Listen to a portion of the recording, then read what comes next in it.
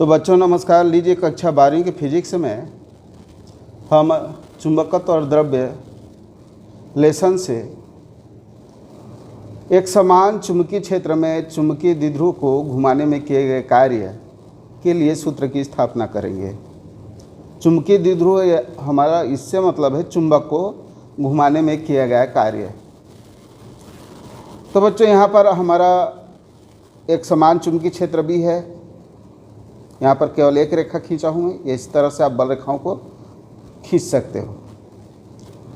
और उसमें हमारा कोई चुंबक जो है इस एक समान चुंबकीय क्षेत्र जो बाहरी चुंबकीय क्षेत्र है थीटा कोण बनाते हुए कोई चुंबक रखा हुआ है। तो बच्चों आप लोग जानते हो यदि किसी भी चुंबक को चुंबकीय क्षेत्र से कुछ कोण बनाते हुए हम रख दें तो उस पर एक बल युग्म उत्पन्न हो जाता है। इसमें बल युग्म यानी इस ध्रुव पर इधर की ओर लगेगा और इस ध्रुव में इधर की ओर, ये इस तरह से इन ध्रुवों पर ये जो बल युग्म उत्पन्न हो जाते हैं, ये बल युग्म क्या करते हैं, ये बल युग्म इसको इस चुंबकीय क्षेत्र के समांतर लाने का प्रयास करते हैं। अब हम देखेंगे यहाँ पर कि यदि हम इस तरह से ये चुंबकीय क्षेत्र में रखा हुआ है और यदि इस चुंबक द्विध्रुव को यानी चुंबक को घुमाने में हम यानी इसको घुमाना चाहें तो हमको क्या करना पड़ेगा, जो ये बल युग्म उत्पन्न हुआ है या बल आघूर्ण जो उत्पन्न हुआ है उसके विरुद्ध हमको कार्य करना पड़ता है।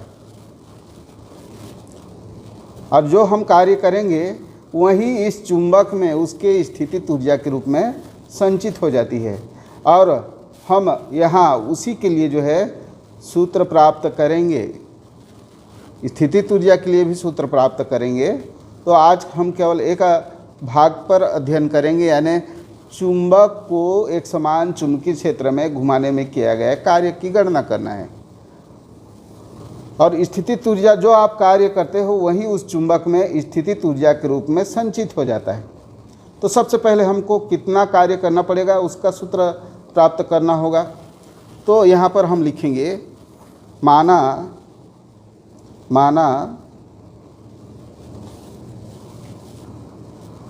चुंबकीय आघूर्ण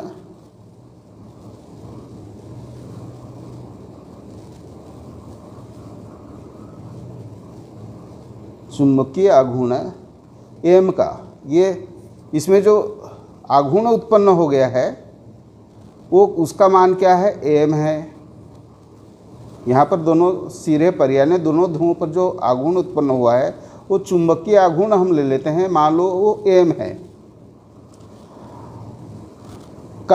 m का एक चुंबकीय द्विध्रुव है, चुंबकीय द्विध्रुव है और चुंबकीय द्विध्रुव कहाँ रखे हैं उसको, एक समान चुंबकीय क्षेत्र B में, बाहरी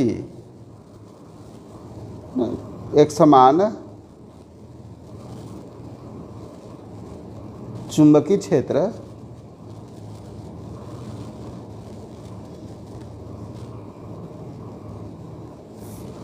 B में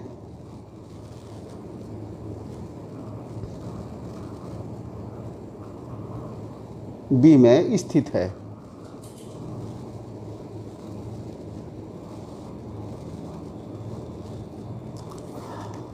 और तथा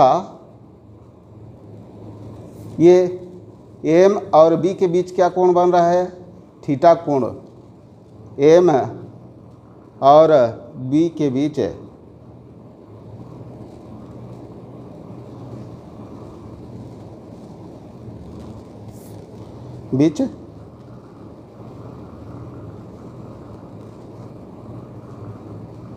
का कोण थीटा है। ये वर्णन है आपका, यानी थीटा कोण बनाते हुए कोई चुंबक यहाँ पर रखा हुआ है। ये बी है चुंबकीय क्षेत्र, बाहरी एक समान चुंबकीय क्षेत्र, और ये चुंबक का आपका आघूर्ण है, चुंबकीय आघूर्ण एम। इन दोनों के बीच में यहाँ पर ये कोण थीटा है, इसमें ये रखा हुआ है। तो बच्चों हम जानते हैं कि इसमें जो बल युग्म का आघूर्ण उत्पन्न हुआ है, इसकी स्थिति के कारण, यानी थीटा कोण पर यदि इसको हम रखे हैं तो इस पर जो बल आघूर्ण उत्पन्न हुआ है वो होता है टाउ, जिससे हम टाउ से प्रदर्शित करते हैं जिसको। तो यहाँ पर तब लिख दीजिए, जो पहले भाग में हम सिद्ध कर चुके हैं, तब उत्पन्न यानी इस पर कार्य करने वाला, तब उस पर कार्य करने वाला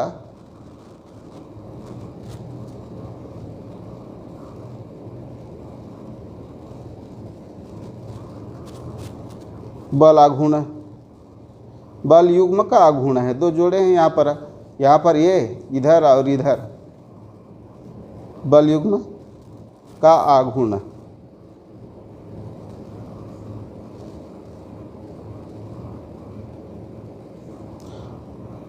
इसको हम प्रदर्शित करते हैं टाउ से, और टाउ बराबर हमारा होता है M B sine theta. M और ये बी यानी चुंबकीय आघूर्ण एम और ये बाहरी चुंबकीय क्षेत्र बी के बीच का कोण यानी साइन थीटा सदिश गुणनफल है, एम गुणित एम क्रॉस बी। अब बच्चों हम इसको, जो ये तो आपका है, यहाँ पर इतना बल लगा हुआ है, इस स्थिति में रखा हुआ है, तो अब यदि हम इस चुंबक को कहीं भी घुमाना चाहेंगे तो इस बल के विरुद्ध हमको कार्य करना पड़ेगा। और यदि हम ले लेते हैं इस चुंबक को, ये जो थीटा कोण पर था उसको घुमा करके देखिए, ऐसे कर दिए, यानी यहाँ पर डी थीटा कोण पर घुमा दिए। यहाँ से इसके कोण, ये पहले थीटा को कोण पर था और यहाँ से हम जो है थोड़ा सा घुमा दिए, डी थीटा कोण कर दिए। यहाँ से घुमा करके डी थीटा कोण से घुमा दिए। तो हम यहाँ पर जो कार्य करेंगे, तब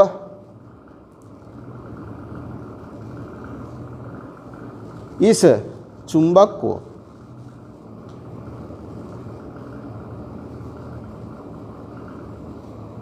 डी थीटा अल्प कोण है भाई, अल्प डी जहाँ पर लगता है आप ध्यान देंगे, ये अल्प कोण यानी यहाँ पर थोड़ा सा कोण इसको घुमा करके ऐसे कर दिए हैं, और इस तरह से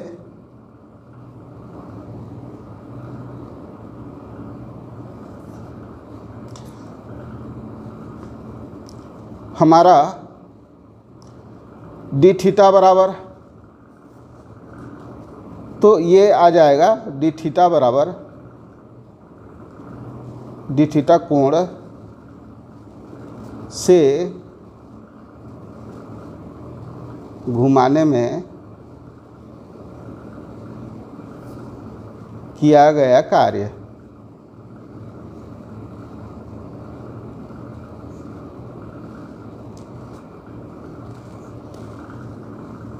डी डब्ल्यू यानी छोटा कार्य, यानी छोटे कोण पर घुमाएंगे तो छोटा कार्य करेंगे, यानी बहुत कम कार्य करना पड़ेगा आपको, और बहुत ज़्यादा घुमाओगे तो ज़्यादा कार्य करना पड़ेगा। तो हम यहाँ पर छोटे कोण से घुमा रहे हैं तो हमको छोटा कार्य करना पड़ेगा, यानी डी डब्ल्यू। और कार्य डब्ल्यू बराबर होता है बल गुणित विस्थापन। किस बल को हम घुमाएंगे? टाउ को। और विस्थापन कितना हम बोल रहे हैं, किस कोण से घुमा रहे हैं? डी थीटा से। तो बल गुणित विस्थापन।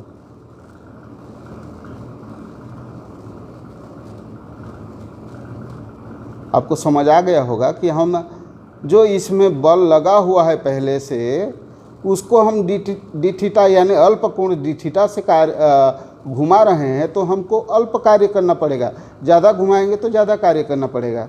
तो ये यहाँ पर हम लिख दिए। तो बल क्या है, यहाँ पर किसको हम घुमा रहे हैं, यानी टाउ को घुमा रहे हैं। तो ये डी डब्ल्यू बराबर आपका हो जाएगा, बल का मान है यहाँ पर टाउ, और कितना विस्थापित कर रहे हैं, डी थीटा कोण से घुमा रहे हैं थोड़ा सा, तो टाउ डी थीटा। अब बच्चों यहाँ पर टाउ का मान को रख दीजिए यहाँ से, ये समीकरण 1 कर दीजिए। समीकरण 1 से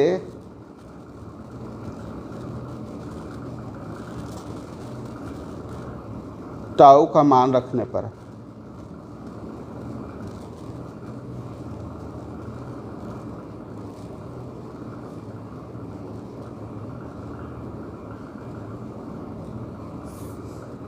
बच्चों यहाँ पर हम dw कर देते हैं। ये dw का dw है, टाउ की जगह पर आप जानते हो एम बी साइन थीटा है, ये रख दिया एम बी साइन थीटा, और ये डी थीटा विस्थापन यहाँ पर डी थीटा।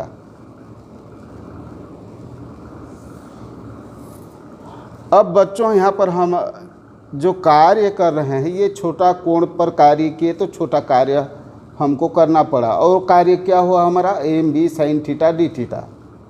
अब हम इसको यदि थीटा 1 से थीटा 2 तक घुमाएं, ये तो छोटा सा घुमाए, थीटा 1 से थीटा 2 तक घुमाएं, तो हमको जो कार्य करना पड़ेगा, अब हम यहाँ पर ये सोचते हैं कि इसमें एक छोटा अल्प कोण पर घुमाएं, तो ये अल्प कोण पर मान लो यहाँ से यहाँ तक थीटा तक पूरा घुमाएं, तो ये चुंबक अचानक तो यहाँ से यहाँ नहीं चला जाएगा, यानी हम वहाँ पर धीरे धीरे करके ये जो कार्य होते जाएगा आपके द्वारा, वहाँ पर आप कार्य करते जाओगे तो ये इस स्थिति में पहुँचेगा। यानी थीटा 1 से थीटा 2 पर यदि जाना है आपको, तो आप पर वहाँ पर कार्य करते रहना होगा, और इसको हमको प्राप्त करना है तो कुल कार्य आ जाएगा, यानी थीटा 1 से थीटा 2 तक घुमाने में, यानी कोण घुमाने में हमारे द्वारा किया गया कार्य, कुल कार्य क्या हो जाएगा, W हो जाएगा। अब यदि बड़ा कार्य हो रहा है यहाँ पर, तो बड़ा कार्य यानी सभी का ये थोड़े थोड़े करके आप कार्य करते गए, तो थीटा 1 से थीटा 2 तक गया, तब उस स्थिति में हमारा ये क्या हो जाएगा, किया गया कार्य W हो जाएगा, क्योंकि समाकलन आप करोगे dW का, तो वहाँ पर कुल कार्य आ जाएगा। यानी यहाँ पर हम लिख लेते हैं, यदि थीटा 1 से थीटा 2 तक घुमाने में किया गया कार्य,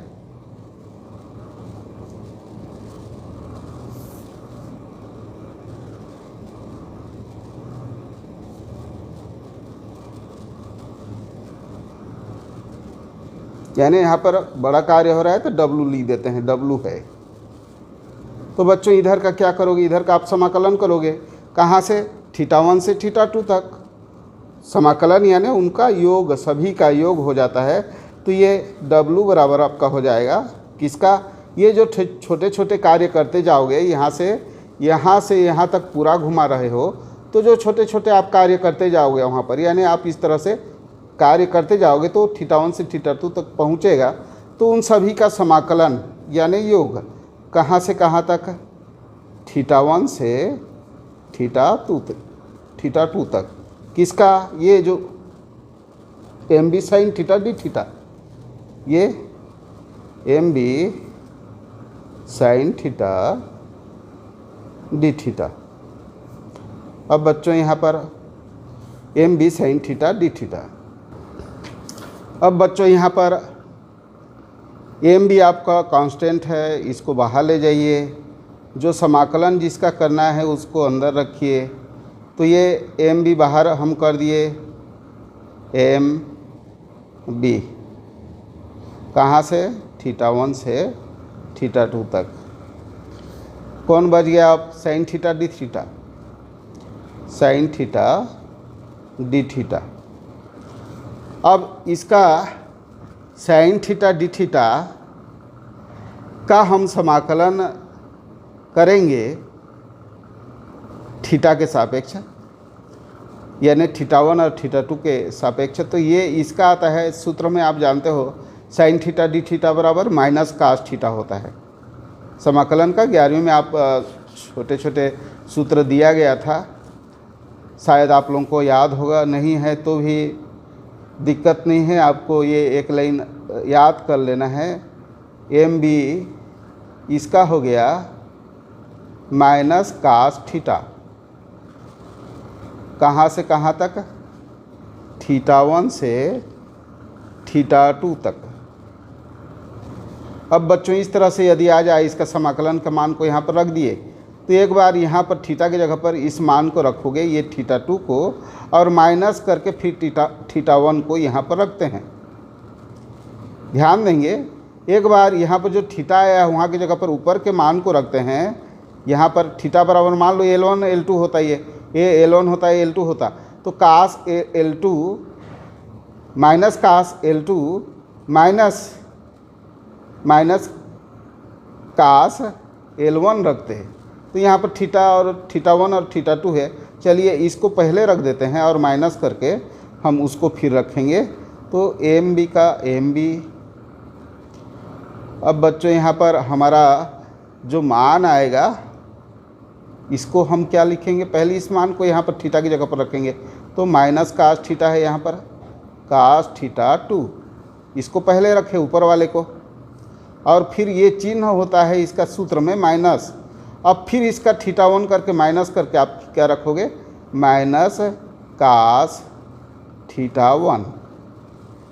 यहाँ पर ध्यान देंगे, ये माइनस कास करके θ1 किए हैं, यहाँ पर इस तरह से आप कर सकते हो।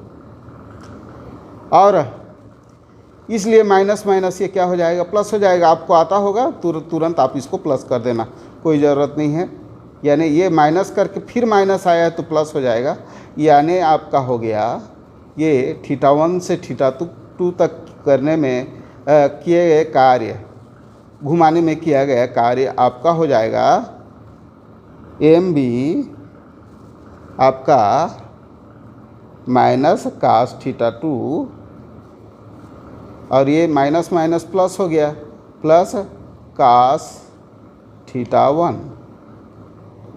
तो बच्चों यहाँ तक आपको समझ आ गया होगा। हमने यहाँ पर क्या किया?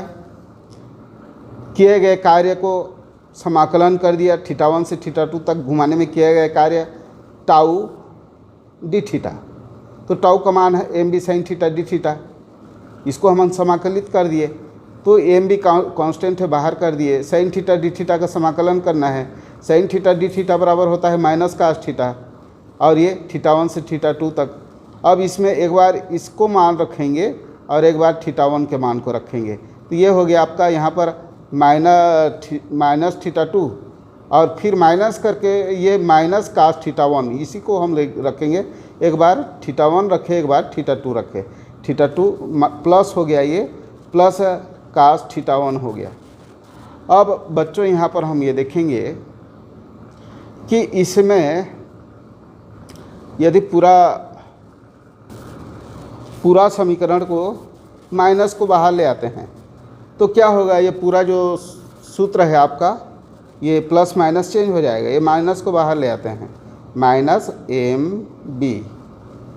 अब ये क्या हो गया? यानी पूरा समीकरण को हम जो है चेंज कर दे रहे हैं, माइनस को बाहर ले आए तो कास θ2 आपका प्लस में चला जाएगा।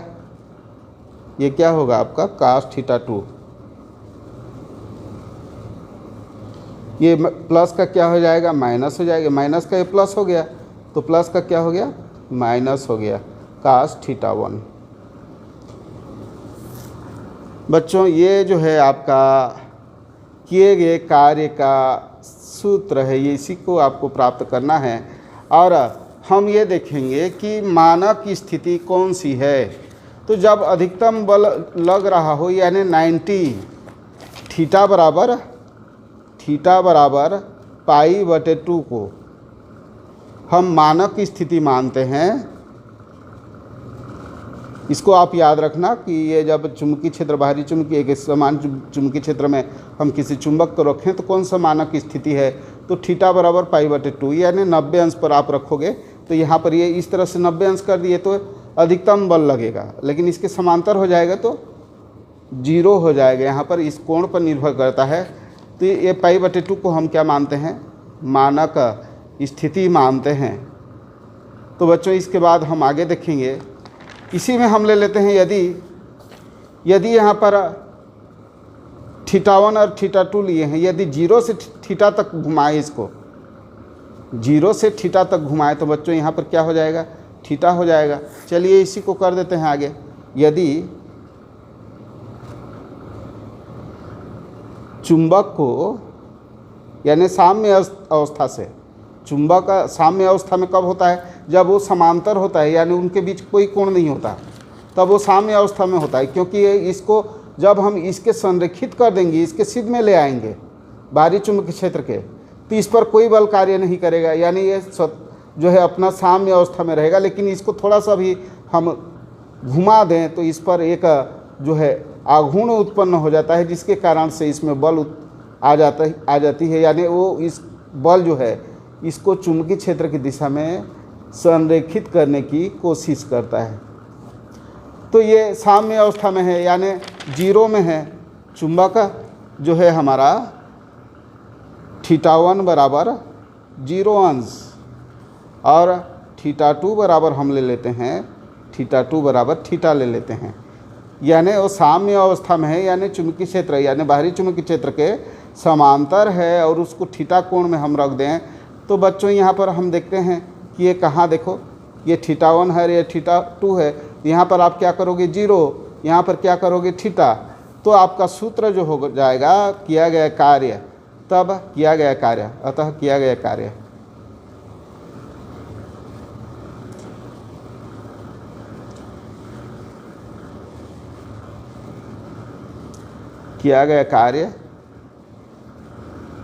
W बराबर माइनस MB कास, यहाँ पर क्या हो जाएगा कास थीटा हो जाएगा, यहाँ पर क्या हो जाएगा 0 हो जाएगा, नीचे वाला बाद में आता है ना ये, तो ये 0 हो जाएगा। तो ये हो गया हमारा कास थीटा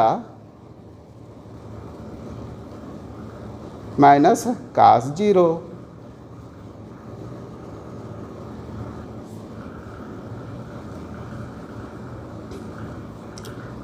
अब बच्चों यहाँ पर हम ले लेते हैं इस स्थिति में, अब कास 0 अंश का मान क्या होता है 1 होता है, यहाँ पर 0 अंश आया है तो ये कास 0 अंश बराबर 1 होता है, तो ये हो गया आपका। इसलिए अब इसको हम इधर ले जाएंगे, चलो एक बार यहीं रख देते हैं, MB माइनस को बाहर ही रख रहा हूँ, कास थीटा माइनस 1 हो गया। अब बच्चों यहाँ पर ये आपका सूत्र हो गया, जब साम्य अवस्था से यानी उसके समांतर है, चुंबकीय क्षेत्र के समांतर है, उसके बाद आप थीटा कोण से घुमा रहे हो तो ये कार्य है। अब यहाँ पर इस माइनस को अंदर ले जाओगे तो क्या हो जाएगा, ये माइनस में चला जाएगा, ये प्लस में आ जाएगा।